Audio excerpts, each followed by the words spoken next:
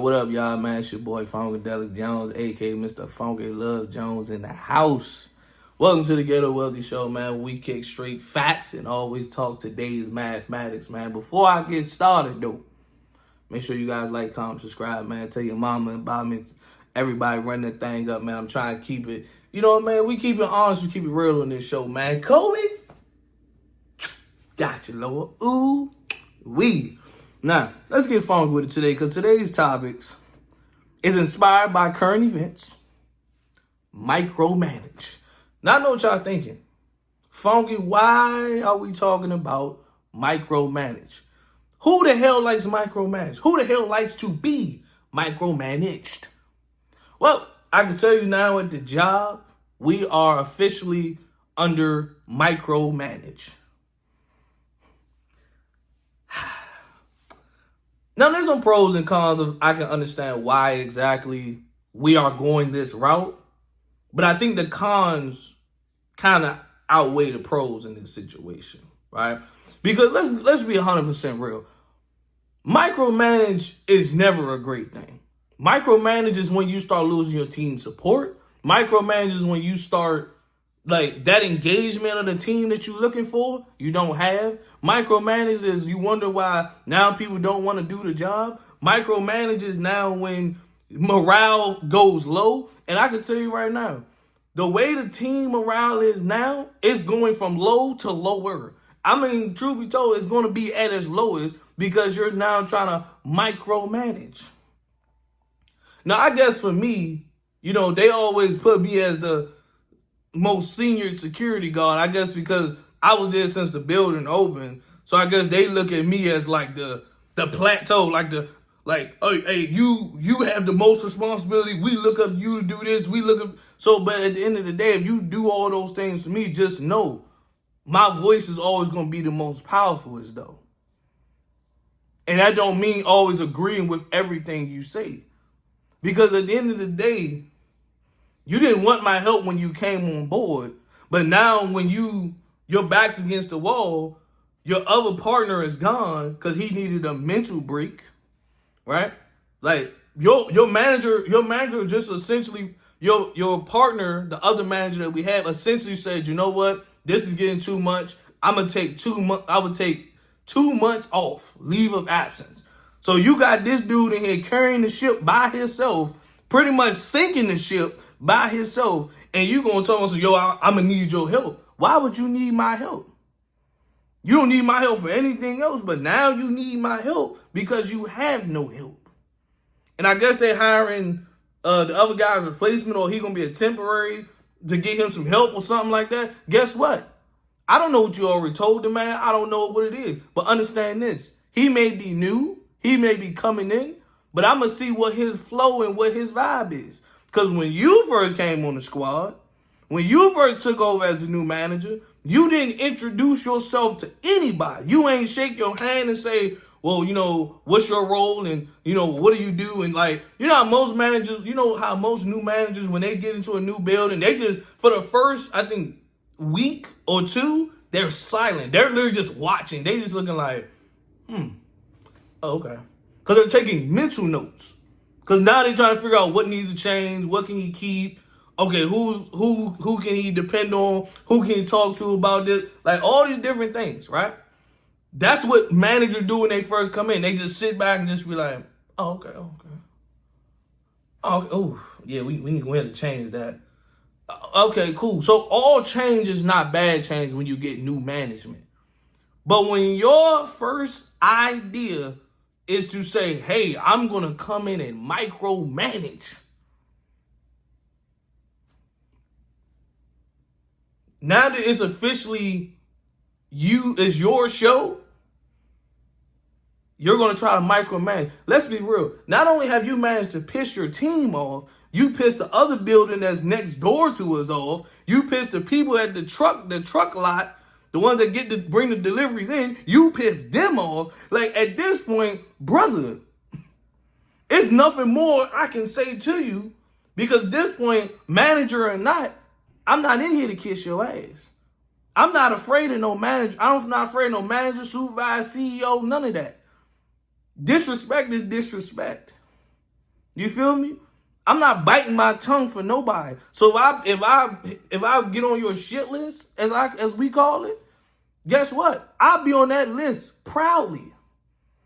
I'll be a villain on your team proudly. So check this out, right? So apparently he came up with this micromanage spreadsheet. And first of all, if you're gonna lie to the team and say you didn't come up with it, or they collecting data for somebody else, and this, brother, why are you gonna lie to the team? Just say you came in the office, you literally was in your office, and you sat there probably for hours, for days, coming up with this, and you send it up to your boss to get it approved, to say, like, this is what I'm gonna do. And the fact that you try to put me in the office and try to say, yeah, we can go over this together. Why would I support you micromanaging me? Why would I support that? Like, yeah, that's cool. You can micromanage me. That's fine. That's fine. Cool. Great. Why would I support that?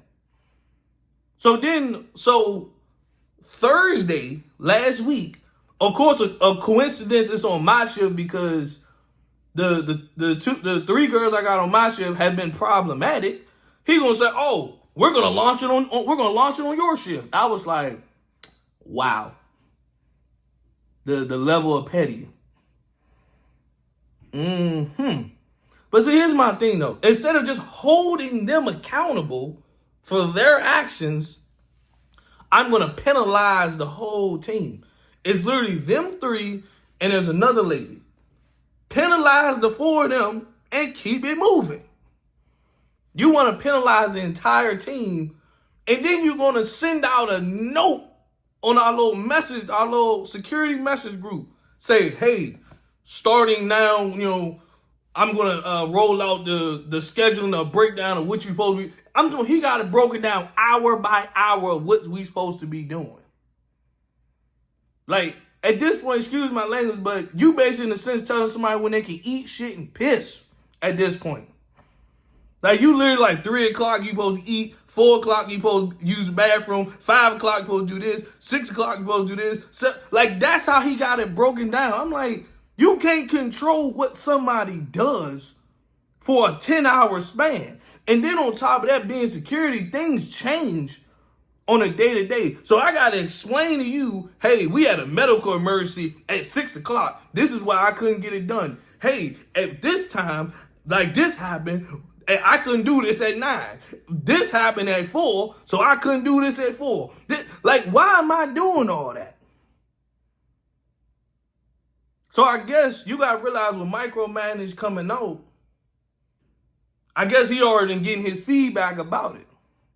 First of all, you're gonna put a message to the team group. You're gonna put a message to the team in our little message group, and I ain't gonna lie, like the girls say, like, you thought you ate with that one. You thought you ate with that one. You're gonna put it into something. I'm confident that it's gonna improve individual productivity and overall team performance. This your first time hearing about micromanage or something? Like, what company you know succeeds on micromanage? What employees you know just say, like, I love micromanage. I love somebody being over my shoulder. I love somebody telling me what to do, how to do it, when to do it, break down my whole day. When team performance? And then if we don't do what you say, you quick to try to be like, well, we're going to have a conversation. My brother, I understand you're younger than most of us on the team. You was in the military, so you expecting like some type of certain status or respect or something like that. You got to give respect to get respect, homie. That's it. Now, granted, the dude that I work with, my partner that do the overnight on my shift, he over there like, well, I love it. I can understand the schedule. It's like he's trying to control the people that work at our front desk. We more behind the scenes doing most of the paperwork and the operational stuff. He does Like, they got the front desk. He trying to be like, yeah, well, she need to take her break at this time, this time, this. I said, bro, I don't control them. They adults. They know what they doing out there. They know what they supposed to do out there. But I knew, like, he be trying to be Mr. Supervisor all the time. But he know me. I guess his issue with me sometimes is I'm so laid back because I don't care. You know who I focus on when I come to work every day? I focus on yours truly. I don't focus on what nobody else got going on. If they not doing their job, that's on them. If this person ain't doing their job, that's on them. They leaving work early or they slacking off, they sleeping, guess what? That's on them. My job is to focus on me when I come to work. So focus on you. But before I get up out of here, maybe I put myself on the hit list, or the shit list as I call it. Maybe I put myself on that list. Maybe I'm the villain. Maybe that's why he try to avoid a lot of conversations with me, because he know he don't have that kind of respect with me. He know he don't have that kind of cachet when he can kind of have a conversation with me. I think he knows that.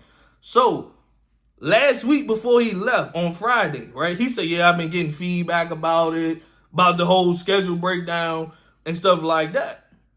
First of all, you're going to lie in my face, which is crazy work. When I was there, when you was making it, you was at the desk making it, and you was in your office making it. But then you trying to say, oh, this person, we only doing this because of data. Like somebody trying to collect data, and this person, this schedule came from the higher ups and all that. What? Like what? But I guess I pissed him off because he tried to, I guess, get a little snappy attitude or something. But he said, yeah, all feedback is welcome and stuff like that. And I told him straight up, honest. Look, I said, I got feedback, but it ain't positive. He said, we can go in the office and talk about it. I said, no, I ain't going in the office with you to talk about nothing. He said, well, I would like to hear the feedback. I said, it's garbage. Then, of course, he tried to, well, this came from the higher ups or something. No, it didn't. You made that. I was there when you made that jump. And he's almost like, yeah, this is going to probably be temporary. You're going to push for that to be permanent. Because why? You like to control everything. You know what I mean? You like to tell people what to do, and you realize you don't have the respect that you think you got. So you like, nah, I want to control everything. Like, the people across the street the people at the other building across the street, they don't like you. Because we got a partnership with them. The people that bring in the trucks for the deliveries, they don't like you. So it's like, you trying to build what? It's like you trying too hard to be like I'm Superman, I'm superhero, I'm the manager. It's like no one cares. The faster you learn that your title means nothing in here, I get more love and respect outside of my department than I do in my department. And that should tell you a lot. All micromanagers going to do is push your team away from you. And then when your boss start looking at you like, what's going on? What's happening? You going to play stupid and be like, I don't know. I don't know what's going on with the team. I don't know. How is morale low on your team and you don't even know that? But yet I'm supposed to be the senior tenured security. I'm supposed to be the one up the top.